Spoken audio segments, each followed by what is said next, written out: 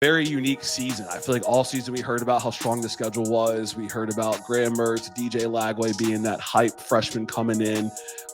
Really tough situation with Mertz being out, Lagway right now being evaluated. We're down to Aiden Warner at quarterback. This quarterback situation poses a really unique challenge going forward with the remaining schedule. Texas on there. I think LSU's on there. What are our thoughts here at the New SEC podcast when it comes to the Florida quarterback situation? Yeah, it's unfortunate. You're down to your third quarterback. You had Graham Mertz, you had DJ Lagway, and now you're coming in with a walk-on transfer from Yale and Aiden Warner. He came into the game, a tough spot to be in a rivalry game, 7 for 22, 66 yards, and a very unfortunate pick to in the game. Yeah. Kind of momentum killing. And, before we get into the way that they feel, I've seen a lot out there about what Florida could have done with the quarterback position, how Napier's let guys go, Rashada on the other sideline of this game for Georgia, the beef that they've had there. I don't think that there's any room for that of fans expecting that there should have been a better QB3 on the roster. You come in with DJ Lagway as backup as the former Gatorade Player of the Year. I think that you've set yourself in a good position. It's just unfortunate you found yourself in a spot where you need to go with QB3. Yeah. I do think that there's potential there for this guy. Yeah, absolutely. And, I think I'm going to play this another way to the fans that are saying that you see Rashada on the other side of the sideline. If you had Rashada, I don't think you get DJ Lagway. DJ Lagway was the Gatorade Texas Player of the Year. He could have went to A&M. He could have went to any school in Texas or any school in the country. If you got Jaden Rashada there as a sophomore, probably competing for the starting job, why would Lagway commit to your school? Right. Yeah. He from a PR perspective, obviously a lot less headaches right now with Lagway. Obviously, there's a whole political situation when it comes to the NIL and the whole thing. Everything that's not football related. But bringing it back to football, there's a lot of talks about the quarterback situation. And so with Aiden Warner, he beat out a Colorado State transfer to get that third string spot as a walk-on. And he had the opportunity to kind of have that moment. Like, you come in the game, you're the walk-on guy. The challenge was really just them converting on third down. I think at one point in the game, they were like 3 for 10 on third down. And the playbook didn't look as open with him in the game. And how could it be? He's the third string quarterback. He's probably not getting as many reps in practice. There's a lot of screen passes, a couple deep passes. It just didn't look like he has many reps. So I understand why he performed the way he performed, to me. Yeah, for sure. And I can see why he performed the way he did. I could see him getting better now that the spotlight is on him. QB3 up to this point in the season until Mertz went out, you're not really expecting to play. And then Mertz goes down and you're kind of like, okay, I'm the next man up. He was a three-star recruit out of high school, went to Yale between there and FAU, finds himself now at Florida. He has potential. He can throw the ball. I do think that while the playbook was limited, there was some confidence in him throwing the ball. Like, he had a good average depth of target, right around 10 yards. Like, he's going to be comfortable. I've seen receivers, and it's your team, so you're not going to talk down on him. But speaking out in confidence that he's going to be able to perform, like he's a competitor. I think the play that he threw the interception on maybe speaks a little bit to what the team believes in him from a confidence level. Like, that's a play that, if executed well, takes some skill and could have done more for them, rolling out of the pocket and finding the guy on the crosser, like that flood concept to the sideline. They feel that he can make those plays, which I think bodes well for you. Plus this newfound running game that they've got.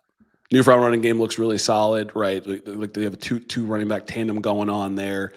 He made some impressive throws. I think, going forward, the schedule, you have nothing necessarily to lose with having your third string quarterback go out there. Obviously we're still waiting to hear back on the MRI results for Lagway. Really interested to see what they do there. If it was me, it's a 2 to 3 week injury per se. I might shut him down for the season. I just don't know if I want to risk anything more severe with, I think, a pretty prized commodity with him going forward to next season. And then it allows you to kind of help potentially develop Aiden Warner as your backup, right? To me, to be able to walk onto a program, go from, FCS Ivy League to G5 to Power 4, Winter Park, Florida guy, Orlando guy, right? Like, Florida dude. he's got something there. We've seen some of these walk-ons do it, right? You've seen Stetson Bennett, Baker Mayfield was a walk-on at one point, right? Like it's not like out of this realm that walk-ons could be competitive quarterbacks in college football. And so he showed some stuff there in that, and the biggest moment to come into the game. He ain't playing Samford. This isn't Furman. Like, this is a real deal Georgia football defense. These are grown men that are going to play football on Sundays. And the next ones aren't any better. Texas, Ole Miss, and LSU. Like, you will be playing that type of football.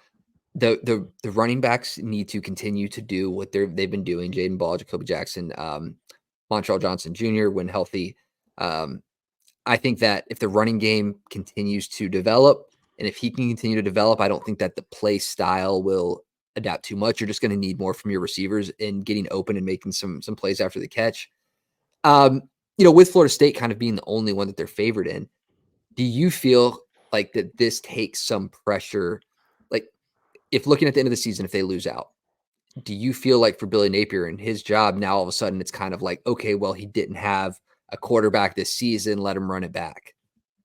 Yes, Okay. absolutely. I absolutely think that way. I think because, with Lagway and Mertz, it felt more even. Obviously, like, Mertz is better. He's played more college football, but it felt like the performances were similar. So I think you would judge him as if he had a true starter. Okay. With Aiden Warner, walk-on guy, third-string quarterback, it's not the same. It's realistically, it's not the same. And so I do think that he gets a little bit more leeway. Does it mean that you let the floodgates open and you can lose by 30 points each game? No. If that happens, I do not think he has leeway. I think you do look to move on. But if they play these games close, if he shows, to me, the mark of a good coach is coaching up someone like Aiden Warner to play at a higher ceiling than you would expect. So if he plays a lot better than people expect, the team can rally around him. That, to me, is the mark of a good football coach and a leader of a program. And with all the pressure that Napier's been on all season, if he could do something like that, I think he deserves another season. Absolutely. Like, the schedule won't be nearly as hard next year as it was this year. Okay. I think the fans will be split. I'm definitely with you. I think that it takes some. Okay. I mean, they wouldn't have been favored in the games anyway. With Mertz, Lagway, whoever you want to put back there.